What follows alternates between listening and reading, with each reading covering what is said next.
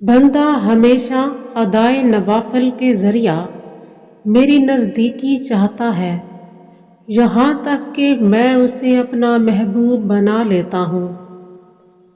جب وہ میرا محبوب ہو جاتا ہے تو میں اس کے کان، آنکھ، ہاتھ، پاؤں اور زبان بن جاتا ہوں۔ بندہ موت کو مکروہ جانتا ہے اور میں اس کی بدی کو مکروہ جانتا ہوں، حالانکہ موت اس کے لیے ابدی ہے اور ادائے فرض سے بڑھ کر کوئی چیز پیاری نہیں جو میرے بندے کو مجھ سے قریب کرے۔ محبت یہ ہے کہ اپنے بہت کو تھوڑا جانے اور محبوب کے تھوڑے کو بہت جانے۔ حقیقی محبت نہ ظلم سے کم ہوتی ہے اور نہ ہی نیکی اور عطا سے بڑھتی ہے۔ درویش کبھی اپنی مرضی نہیں کرتا بلکہ رضائے خداوندی اس کا مقدر بن جاتی ہے۔ تمام مخلوق میں افضل ترین وہ ہے جو اطاعت خداوندی میں زندگی بسر کرتا ہے۔ اگر تم بہترین زندگی گزارنا چاہتے ہو تو بزرگان دین کی زندگیوں کو اپنے سامنے رکھو۔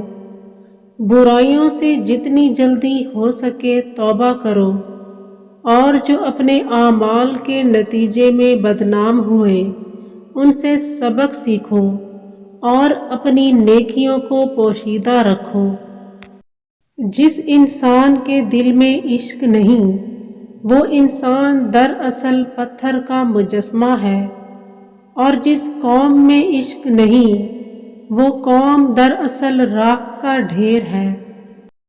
عشق کی کیمسٹری ایسی کیمسٹری ہے جو کبھی بھی دماغ کی کیمسٹری سے میل نہیں کھاتی۔ اپنی زندگیوں کو تبدیل کرنے کی سعی کرنے میں کبھی دیر نہ کرو۔ اصل گندگی باہر نہیں ہوتی بلکہ انسان کے دل کے اندر موجود ہوتی ہے۔ انسان ہر داغ دھو سکتا ہے لیکن دل پر لگے داغ کو دھونا ناممکن ہے۔